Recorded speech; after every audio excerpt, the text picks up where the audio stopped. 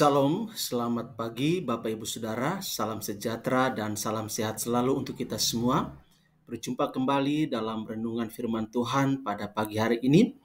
Harapan dan doa saya kiranya damai sejahtera dari Allah Bapa di sorga, kasih dan anugerah dari Tuhan Yesus Kristus, serta sukacita oleh Roh Kudus melimpah dalam hidup kita semua. Amin. Bapak Ibu Saudara yang dikasihi oleh Tuhan Yesus Kristus, sebelum kita membaca dan merenungkan firman Tuhan, mari kita berdoa terlebih dahulu, mohon pimpinan Tuhan. Kita berdoa. Bapa, di dalam nama Tuhan Yesus, Juru Selamat kami yang hidup, pagi hari ini kami sangat mengucap syukur dan terima kasih kepadamu ya Bapa, karena Engkau Allah kami yang sangat baik buat kami, yang tidak pernah meninggalkan dan melupakan kami umat kepunyaan-Mu. Kalau kami masih ada sampai dengan saat pagi hari ini, semua karena kasih karunia-Mu, semua karena anugerah-Mu ya Tuhan. Terima kasih Bapa di surga, pagi hari ini kami akan membaca dan merenungkan firman-Mu. Mari Tuhan Engkau menolong kami, supaya kebenaran firman Tuhan yang akan kami baca dan renungkan, boleh menjadi kekuatan bagi hidup kami, menguatkan iman kami, meneguhkan pengharapan kami, dan membantu kami untuk hidup taat dan melakukan kehendak-Mu dalam kehidupan kami. Terima kasih Tuhan, berkati kami pagi hari ini melalui kebenaran firman-Mu. Dan tolonglah kami supaya kami bisa mengaplikasikan firman-Mu dalam seluruh aspek kehidupan kami. Terima kasih Tuhan, terpuji nama-Mu. Dalam nama Tuhan Yesus kami berdoa. Haleluya. Amin. Bapak Ibu Saudara yang dikasihi oleh Tuhan Yesus Kristus, pembacaan firman Tuhan buat kita pada pagi hari ini terambil dari kitab Amsal pasal 1 ayat 1 sampai ayatnya yang ke-7. Demikian firman Tuhan. Kitab Amsal. Amsal pasal 1. Tujuan Amsal ini. Amsal-amsal Salomo bin Daud, Raja Israel, untuk mengetahui hikmat dan didikan, untuk mengerti kata-kata yang bermakna, untuk menerima didikan yang menjadikan pandai, serta kebenaran, keadilan, dan kejujuran, untuk memberikan kecerdasan kepada orang yang tak berpengalaman, dan pengetahuan serta kebijaksanaan kepada orang muda. Baiklah orang bijak mendengar dan menambah ilmu, dan baiklah orang yang berpengertian memperoleh bahan pertimbangan, untuk mengerti amsal dan ibarat, perkataan dan teka-teki orang bijak. Takut akan Tuhan adalah permulaan pengetahuan, tetapi orang bodoh menghina hikmat dan didikan. Demikian firman Tuhan buat kita pada kesempatan pagi hari ini. Yang berbahagia adalah setiap kita yang membaca, merenungkan, dan mengaplikasikan firman Tuhan dalam hidup kita setiap hari. Amin. Bapak Ibu Saudara yang dikasihi oleh Tuhan Yesus Kristus, dunia ini sangat kuat menarik setiap orang untuk menjauh dari Tuhan. Termasuk juga adalah orang-orang yang menyebut dirinya sebagai orang percaya. Dunia punya magnet yang memiliki daya pikat, daya tarik yang luar biasa, sehingga ada begitu banyak orang Kristen yang ditarik dan menjauh dari persekutuan dengan Tuhan, menjauh dari ibadah kepada Tuhan, menjauh dari persekutuan dengan Tuhan. Oleh sebab itu, Bapak Ibu Saudara, dibutuhkan suatu komitmen, sebuah janji hati, sebuah tekad yang kuat untuk tetap berpaut, tetap bersandar, tetap bergantung harap kepada Tuhan, sehingga tawaran dunia semenarik apapun tidak akan pernah membuat kita silau. Bapak Ibu Saudara, pertanyaannya adalah bagaimanakah caranya agar kita bisa menang atas godaan, atas daya tarik, atas tawaran-tawaran yang ditawarkan oleh dunia ini yang begitu menggiurkan, yang begitu menjanjikan. Bagaimana Bapak Ibu Saudara? Dalam Amsal yang sudah kita baca, maka yang pertama yang harus kita lakukan adalah mau mendengar didikan. Bapak Ibu Saudara, acap kali kita gagal karena merasa tahu apa yang sedang kita hadapi tanpa menyadari bahwa kita sedang menuju kejatuhan. Penulis Amsal mengingatkan kita supaya kita tidak menganggap sepi didikan dari orang tua kita, terlebih didikan yang datangnya dari kebenaran firman Tuhan. Sebagaimana dicatat dalam ayat yang ke-8 sampai ayat yang ke-9 dari Amsal pasal 1. Dikatakan demikian, "Hai anakku, dengarkanlah didikan ayahmu, dan jangan menyia-nyiakan ajaran ibumu, sebab karangan bunga yang indah itu bagi kepalamu dan suatu kalung bagi lehermu." Bapak Ibu Saudara, kenapa demikian? Karena dari situlah kita diingatkan bagaimana seharusnya kita bersikap apabila sedang menghadapi tawaran, godaan yang menggiurkan dari dunia ini.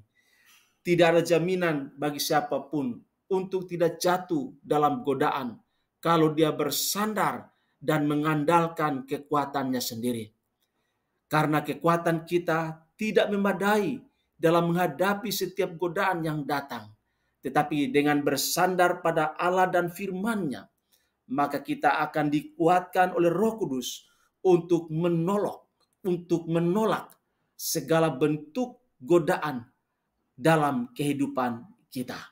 Jadi hal pertama yang harus kita lakukan supaya bisa menang atas godaan dunia ini, maka dengarkanlah didikan dari firman Tuhan. Kemudian yang kedua, tidak menuruti keinginan godaan itu, atau tidak menuruti keinginan si penggoda. Bapak Ibu Saudara, terkadang godaan memang sangat menggiurkan, tetapi seindah apapun, semenarik apapun tawaran itu, jangan pernah mau menurutinya. Karena kehancuran akhir dari semuanya itu akan terjadi. Sebagaimana dicatat dalam Amsal pasal 1 ayat 10-14. Penulis Amsal katakan, "Hai anakku, jikalau orang berdosa hendak membujuk engkau, janganlah engkau menurut. Jikalau mereka berkata, marilah ikut kami, biarlah kita menghadang darah, biarlah kita mengintai orang yang tidak bersalah dengan tidak semena-mena, biarlah kita menelan mereka hidup-hidup seperti dunia orang mati, bulat-bulat seperti mereka yang turun ke liang kubur. Kita akan mendapat pelbagai benda yang berharga, kita akan memenuhi rumah kita dengan barang rampasan. Buanglah undimu ke tengah-tengah kami, satu pundi-pundi bagi kita sekalian." Bapak Ibu Saudara, mungkin awalnya tawaran itu sangat menyenangkan pada saat kita menerimanya, menyambutnya di dalam kehidupan kita. Tetapi sadarlah Bapak Ibu Saudara, akhir dari semuanya itu adalah kehancuran. Amsal katakan, ada jalan yang disangka orang lurus, tetapi sesungguhnya ujungnya menuju kepada kebinasaan. Oleh sebab itu Bapak Ibu Saudara, jangan tergiur dengan kenikmatan, kesenangan, keindahan yang ditawarkan oleh dunia kepadamu. Karena sesungguhnya itu merupakan jebakan, itu merupakan jerat yang akan mengikat kakimu, mengikat lehermu, bahkan membelenggu seluruh hidupmu, sehingga engkau tak berdaya, tidak bisa keluar ketika engkau sudah masuk dalam jebakan dan jeratan tawaran yang menggiurkan itu. Jadi Bapak Ibu Saudara, ambil sikap, beranilah berkata tidak terhadap segala bentuk godaan yang ada, apapun itu, sehingga hidupmu, hidup keluargamu, nama baikmu, integritasmu akan tetap menjadi yang terbaik, yang terhormat, martabatmu tetap berharga, tetap bernilai, baik di hadapan Allah maupun di hadapan manusia. Jadi untuk menang atas godaan, jangan mau menuruti godaan si pencoba. Yang terakhir, Bapak Ibu Saudara, tidak berperilaku serupa dengan orang jahat. Bapak Ibu Saudara, sering kita tidak bisa menolak godaan yang ada karena kita sudah hidup dengan pola hidup orang jahat. Ayat 15 sampai ayat yang ke-19 dari Amsal pasal 1 dikatakan, "Hai anakku, janganlah engkau hidup menurut tingkah laku mereka. Tahanlah kakimu daripada jalan mereka, karena kaki mereka lari menuju kejahatan dan bergegas-gegas untuk menumpahkan darah. Sebab percumalah jaring dibentangkan di depan mata segala yang bersayap, padahal mereka menghadang darahnya sendiri dan mengintai nyawanya sendiri. Demikianlah pengalaman setiap orang yang loba akan keuntungan gelap, yang mengambil nyawa orang yang mempunyainya." Bapak Ibu Saudara yang dikasihi oleh Tuhan Yesus Kristus, ketika kita sudah ada dalam atmosfer hidup orang-orang jahat, berinteraksi, bergaul dengan orang-orang jahat, maka kita sudah berpotensi melakukan kejahatan sekalipun kita belum melakukannya.